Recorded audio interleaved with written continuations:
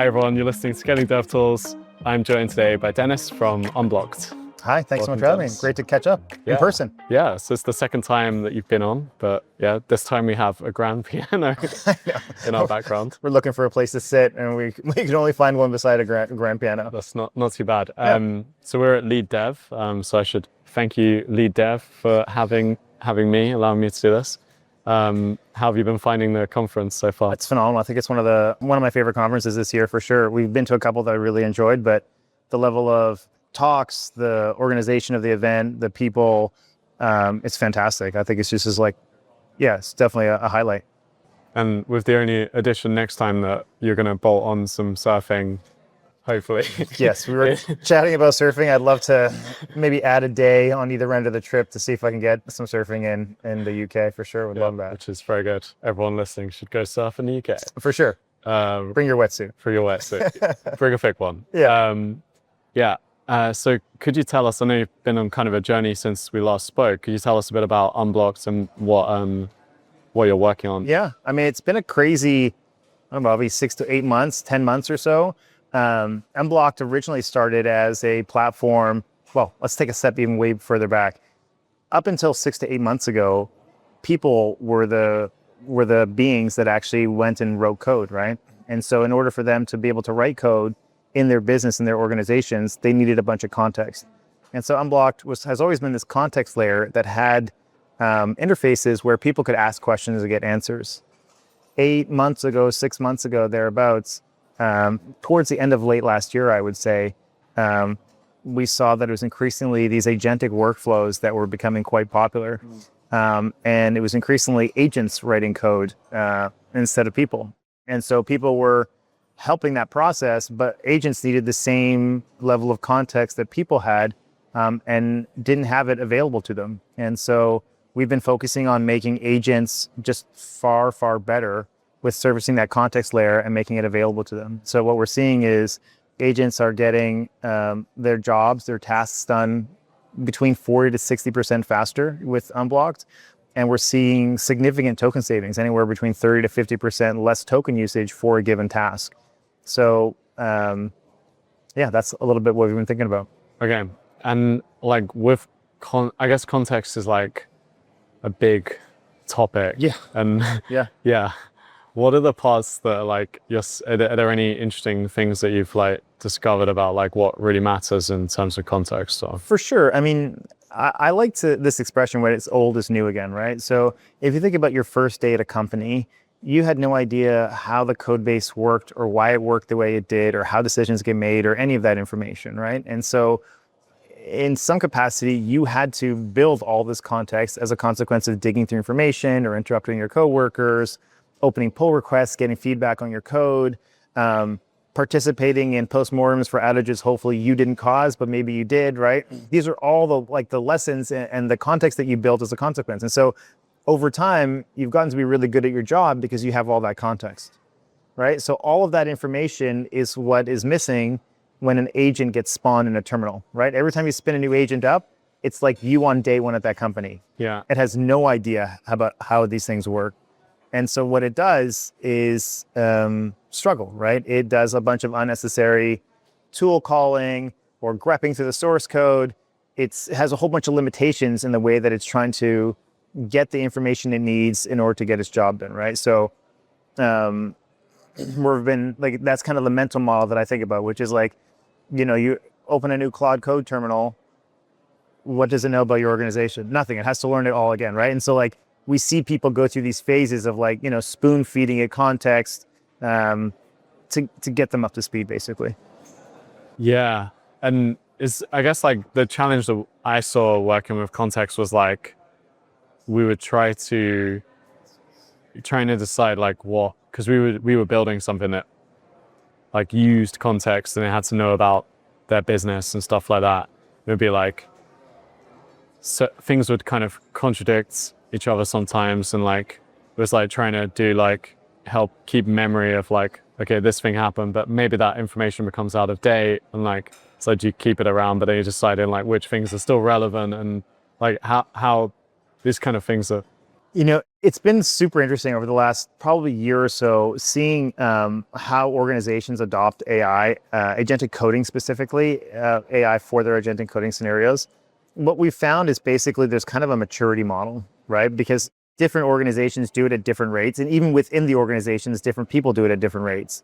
So in the most like nascent version of that maturity model, I think it largely stems from people using Obsidian or like collecting a bunch of files that they have locally that helps those agents understand how they should perform. Yeah. Right? I think that's everyone's like, yeah, I can totally Yeah. recognize that. And then at some point they like sit down and work with someone else. And they're like, well, this is how I think about context. This is how you think about it. So now we have to like merge these two things together. So you're hand curating this context and you check that in probably, and like it is now basically a static data source, right? It's a static chunk of information that you have to like now manage and maintain. I think everyone's had some experience with Confluence at some point, or any kind of wiki or document. Moments after you're finished writing the document, it's obsolete, right? Yeah. And so then you have to find someone to manage that. And at a sufficiently scaled organization, finding someone who can apply the judgment that makes sense for their entire organization is actually really hard. So this idea like of hand curating context gets you a level up in terms of like the agent's ability to do their work, but you kind of hit a ceiling. So people are like, well, I have this static data source. The most natural thing to do is like now surface the context through MCP, right? And so like the next kind of stage is like, I'm going to expose all of my line of business systems to these MCP servers. Well, that again provides you a level up, but what ends up happening is that the agents don't know how to think about data across a whole bunch of different services, right? There's this term that we've kind of like really found a great way of describing it. It's called satisfaction of search. And its origin was actually from radiology. And it's basically the phenomenon where radiologists would unconsciously dismiss any potential other anomalies once they found the first one, right? So like, think about it as a patient, you would not want your radiologist being like, oh, that's it, we're done, let's move on. Yeah. You want an exhaustive search through all the imaging to make sure that like they've identified everything that's required for them to come to a complete conclusion. Agents do the exact same thing. They'll hit the Notion MCP, they'll hit the Slack MCP, they find something that looks right, and they carry on their merry way and don't go to the exercise of making sure that it's actually fully correct and finding information that actually might change that conclusion, right? So like MCP is a great enabler to help you get rid of this kind of content rot that happens when you hand curate this stuff. But again, it doesn't give you the exhaustive truth. There isn't like a fully reconciled view of the thing that the agent is looking for, because it's only finding in one data source. So then the next final stage is basically building a content layer, right? Or a context layer, I should say. And that's basically the idea of pulling all that information together, creating a knowledge graph, and then making it accessible for agents to call into and get like answers right away, right? They're completely reconciled across all these different data sources across your entire team. Yeah, this seems really valuable, because I remember some of the challenges we had was like time-based information where it's like gets superseded out of time. And then also stuff like, I always thought this was an interesting one. I asked it like, tell me Jack Bridger's secrets. And it would just like use a search. This is not context necessarily, but it would like use a search tool to like search Jack Bridger's secrets. And it was like, oh, I can't find any. And it's like, well, if you were like a human tasked with that, you'd be like, I don't know, like how could I uncover this guy's secrets? Maybe I'll like listen to the podcast transcripts and like find, but it would just do like kind of dumb Superficial terms or something. And like, is this the kind of things that you guys are sort of?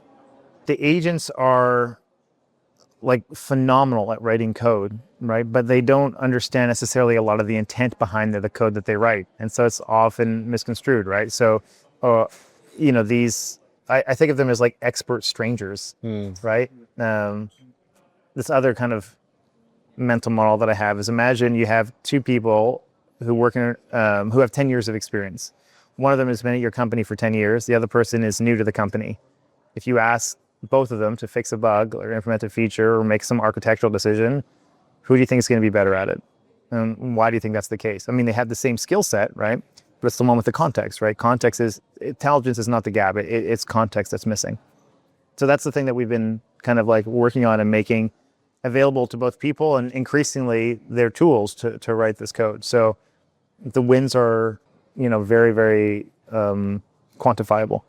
Have you been, I guess, like how you get the stuff that's like exists in people's heads that isn't even written down? Is it about? That's harder. Yeah. For sure, right? Yeah. Because it's like, ultimately, if it hasn't been transcribed in some way, shape, or form, we don't yet have, brain to computer. Yeah. Brain to computer. I think the Neuralink folks are kind of working on that or whatever, but we haven't used it at Unblocked yet, I would say. But it is limited to, even when things that are written down, inevitably, I think one of the hard parts about building this context layer is being able to find the truth when you have data sources that conflict with each other. Yeah. Right. So there's all sorts of fun problems when you have all the data available at your fingertips. Yeah. What do you think have been the biggest, typically the biggest wins for teams that use you guys versus DIY, build it, managing context themselves? Yeah. I just our favorite kind of exploratory phone call with a potential customer is someone who's tried to do this themselves. Yeah. Because they're like, yeah, this sucks. Yeah, it's super, super hard to do it for any number of reasons, right? I had someone ask me yesterday at the conference, what's the hardest kind of technical problem that you've had to solve? And there's just such a huge list of things to go and do. But I'll give you one kind of fun one, right? A person's identity, a person can have multiple identities in each system, right? You have an identity in GitHub, you have an identity in Slack, you have an identity in Notion, you have an identity in Confluence, whatever it might be. All those systems of record have a different kind of understanding of who you are. But in order to be able to reason across all those things with respect to what access you have, there needs to be a unifying identity. So how do you create an experience such that someone who, what's the business problem they're trying to solve? Well, not everyone has access to all the information. So an organization might choose to enforce a permissions-aware version of Unblocked, right? Where they're like, you can't ask the question, how much money does my boss make? Well, you can ask the question, but Unblocked can't give you the answer because you don't have access to the Excel or Google sheet or whatever it might be that contains that information, right? Yeah. If you have access to it, then Unblocked will answer it to you. But in order for us to actually solve that problem, we have to be able to resolve Jack to a series of identities across a bunch of different systems, and at runtime be able to deduce what he has access to. So there's all sorts of these kind of hard problems to go and solve. But when you do them well, it's completely transparent to the user. They just get incredible answers very, very quickly, and it's completely transparent to them. It's my favorite type of software, doing really, really hard things in a way that we have no appreciation for. Yeah, it's really interesting. One of the challenges I remember was kind of knowing if it's an improvement, I guess, as well. When you make changes to how the context works. I guess this is probably a broader problem, but what do you mean? Knowing if you make changes to how the context is managed, to know if that's better than what you were doing before, or is it a part of what you do as well? Or? For sure. I mean, I think a lot of people, I guess it depends on how the context is managed. One of the approaches that we've taken is that you shouldn't have to change your workflow. And it's really hard to change an organization's workflow for this software to work, right? I've never met a team that feels like their documentation is well organized and up to date. Yeah. It just doesn't exist, right? Everyone feels this is maybe should be cleaned up, or that's out of date, or whatever it might be. And so it's on us to be able to connect to those data sources, no matter how people work, and make sure that it is palatable for the processing that needs to get done, right? To provide these high quality answers. Yeah. Yeah. So I think it's a very unreasonable thing to ask an organization to go through all their docs and remove all the stuff that's obsolete. That's just not going to happen. Or go to Slack and delete all those Slack messages that are no longer relevant. You know what I mean? Like, people know what's Interesting. Yeah. So like, we actually just say, don't change anything.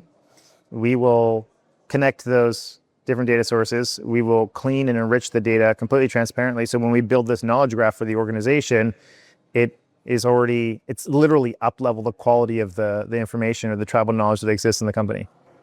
Yeah, there's some. I don't know if you ever tried one of these like email, like AI email management tools, like Fixer or something. Yep. Yeah. Yeah. But it's like they kind of. I feel like the way they work is they'll like completely change the structure of your email. So it's like everything is like categorized and stuff. And it's like kind of. It's really my friend works there. I think they're doing really well and it's really good. But it's like it is changing it's fundamentally changing your email inbox, the data within it and stuff. And like, because I guess that's how they manage the context, because it's just too big to like be searching Gmail constantly with like out having all of those like filters and stuff on it. I guess you're saying like it's like not modifying like the underlying data. Yeah, I think like if you're going to change the way that someone works, there needs to be a very obvious and like near term outcome of that change. Yeah. Right? Which is like, I'm going to rearrange your email, and all of a sudden when you engage with your email, there's something delightful that immediately happens to you. Yeah. But like changing how you have a conversation in Slack, or forcing you to go and update all your historical Confluence documentation or any of that kind of stuff for, something that you might see a benefit of, should that happen to be relevant to a conversation or a question that the AI uses moments, minutes, hours, days, months later, it's really hard to connect those two things. So like you have to do a whole bunch of upfront work for a payoff down the line. I don't think that's going to work. Yeah. I strongly don't believe that's going to work. So we're just like, don't change anything. Yeah. We'll do all the heavy lifting, and all what happens to you is you ask questions, your agent and you just get the answers that you need. Yeah. Completely opaquely, right? So. Super cool. Yeah. Okay. And I think probably final question. Yeah. What are you excited about at the moment, Dennis? Oh, besides surfing. I was gonna say, we spent the first half hour chatting about surfing, so I'm like, I have a little bit of like, I think I've been primed surfing to think about Cornwall. Exactly. Surfing in Cornwall. I love to go surfing. What I'm most excited about, we've been talking about context for years, and so every idea has its time. Yeah. And it's really, it's cool to see people latch on and see that like, oh, this is a big, like, people are like, I have that problem, and this is a big lift for us. Yeah. It's nice to see that, for sure. Yeah. It's amazing. Yeah. And where can people go to learn more? GetUnblocked.com is where you can learn more about it, or you can follow me. I have the longest Greek last name you'd ever think of, but it's Dennis Pilarinos on X. It's not that long. Oh yeah, well, but if you type in Dennis Unblocked or Dennis Get Unblocked, you'll find me for sure. Yeah, brilliant. Well, thanks so much, Dennis. Awesome, thanks for having me. Thanks everyone. Good to see you again. Yeah. Good to see you. Are you gonna play the piano to see us out? You first.